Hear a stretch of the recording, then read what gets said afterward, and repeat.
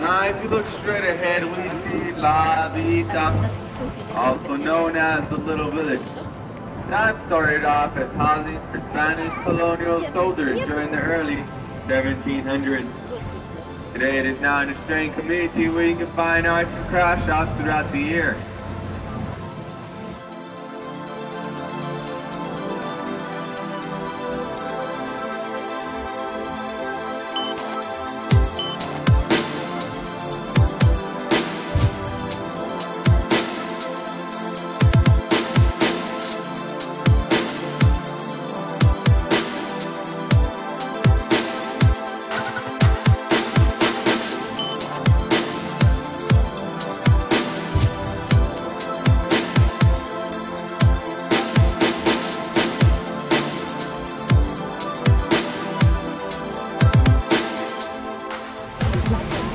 If you look over here to my right, we see this iron sculpture.